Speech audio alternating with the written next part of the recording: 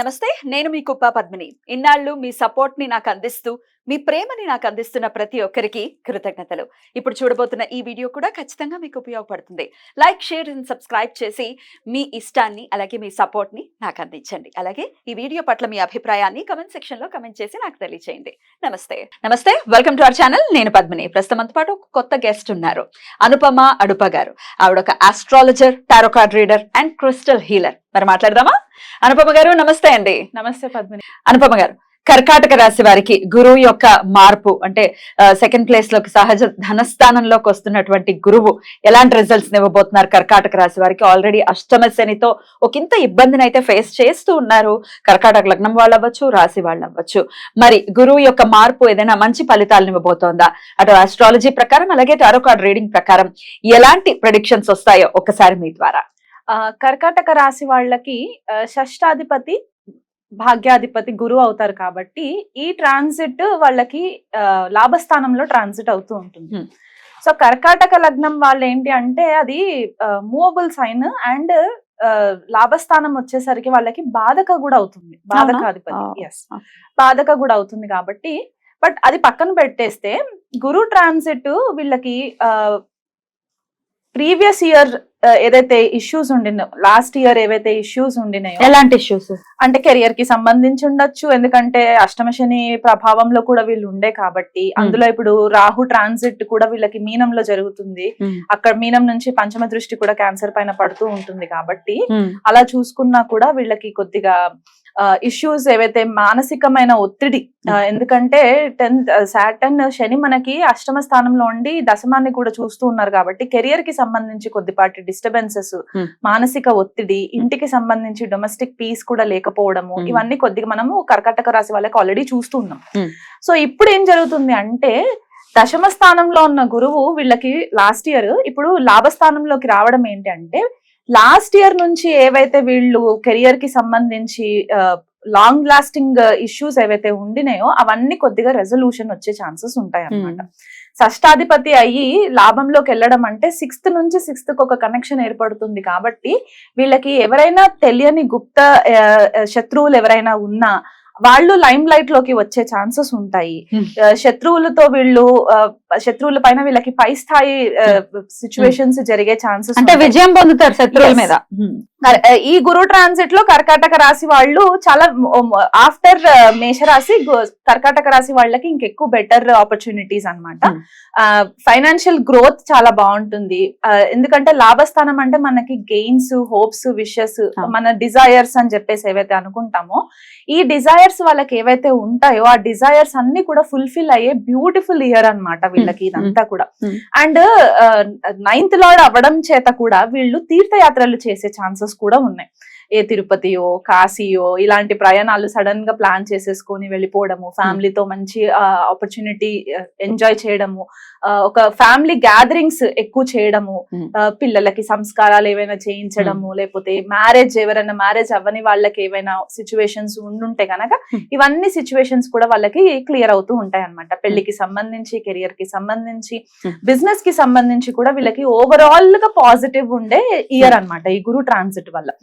కాకపోతే బాధక అని చెప్పాను కాబట్టి అప్పుడప్పుడు కొద్దిగా వీళ్ళకి అడ్డంకులు వచ్చే ఛాన్సెస్ ఉంటాయి, ఎందుకంటే బాధకాధిపతి అయిపోయి అక్కడ గురువుగా ట్రాన్సిట్ లో వెళ్తూ ఉంటారు కాబట్టి కొద్దిపాటిగా గైడెన్స్ కొద్దిగా వీళ్ళకి దొరకకపోవడము, అవసరమైన టైంలో గైడెన్స్ దొరకకపోవడం జరిగే ఛాన్సెస్ ఉన్నాయి కాబట్టి అది కొద్దిగా నివారించుకోవడానికి గణపతి ఆరాధన చేసుకుంటే మనకి చాలా బెటర్ గా ఉంటుంది. ఎందుకంటే విఘ్నాలు హరించే దేవత మనకి గణపతి తెలిసి కాబట్టి ఆయనకి ఆరాధన చేసుకోవడము, అలాంగ్ విత్ దట్ లక్ష్మీ ఆరాధన చేసుకోవడము, విష్ణు సహస్రనామం చదువుకోవడము, ఏదైనా గోవుకి సంబంధించి గోశాలలో కొద్దిగా చారిటీ లాగా చేయడము, ఇలాంటివి చేస్తే కూడా వీళ్ళకి రెజల్యూషన్ ఉంటుంది.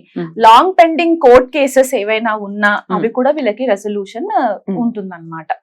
అండ్ ఇంకో ఏం చెప్పుకోవచ్చు అని అనుకుంటే హెల్త్ విషయం చెప్పండి. హెల్త్ ఎలా ఉంటుంది? హెల్త్ విషయంకి వచ్చేసరికి లాంగ్ లాస్టింగ్ హెల్త్ ఏదైనా వాళ్ళని బాధిస్తూ ఉండి, లైక్ క్రోనిక్, అక్యూట్ ఇట్లాంటి డిసీజెస్ ఇష్యూసెస్ ఏవైనా వాళ్ళు బాధపడుతూ ఉంటే గనక గురు ట్రాన్సిట్ వల్ల వీళ్ళకి ఏం జరుగుతుందంటే ఒక మంచి వైద్యులని కలవడము, వాళ్ళ గైడెన్స్ తీసుకోవడము. ఎందుకంటే గురువు ఇట్ సెల్ఫ్ ఒక మనకి మంచి గ్రహం కాబట్టి ఆస్పీషియస్ ఉంటుంది కాబట్టి ఒక టీచర్ లాగా మనకి ఎక్స్ప్లెయిన్ చేసే డాక్టర్స్ వాళ్ళకి అందుబాటులోకి రావడము, లేకపోతే వీళ్ళే యోగా ప్రాణాయామ ఇలాంటివి ఏదైనా ఒకటి ఆచరణలకి మొదలు పెట్టడము, సడన్ గా వీళ్ళకి ఆలోచన రావడము, హోలిస్టిక్ హీలింగ్ వైపు వెళ్ళడము, ఆయుర్వేదిక్ పైన ఎక్కువ మక్కువ చూపించడము, ఇలాంటివన్నీ జరిగే ఛాన్సెస్ కూడా వీళ్ళకి కర్కాటక రాశి వాళ్ళకు ఉంటాయి. కాబట్టి దాని ద్వారా ఓవర్కమ్ చేస్తారా health issues? Health issues overcome. ఎందుకంటే 6th lord is gone in to the 11th house. So 6th నుంచి 6th కి కనెక్షన్ ఏర్పడుతుంది కాబట్టి హరించేస్తుంది అక్కడ. సో అది మనకి చాలా ప్లస్ పాయింట్ అవుతుంది అనమాట కర్కాటక రాశి వాళ్ళు. సో అటు ఫైనాన్షియల్ గా అవ్వచ్చు, హెల్త్ పరంగా అవ్వచ్చు, ఒక మంచి పీరియడ్ గానే కన్సిడర్ చేయొచ్చు కర్కాటక రాశి వాళ్ళకి. రైట్. అయినప్పటికీ చిన్న చిన్న కాన్ఫ్లిక్ట్స్ ఉంటాయి అని అంటున్నారు కాబట్టి ఎట్లాంటి పరిహారాలు చేసుకోవాలి అనేది లాస్ట్ లో చూద్దాము. అంతకన్నా ముందు టారో కార్డ్ రీడింగ్ ప్రకారం కూడా ఎట్లాంటి ప్రెడిక్షన్స్ వస్తాయి అనేది మే, జూన్, జూలై ఈ 3 నెలలకి సంబంధించి కర్కాటక రాశి వారికి ఒక్కసారి ఇప్పుడు చూద్దాం.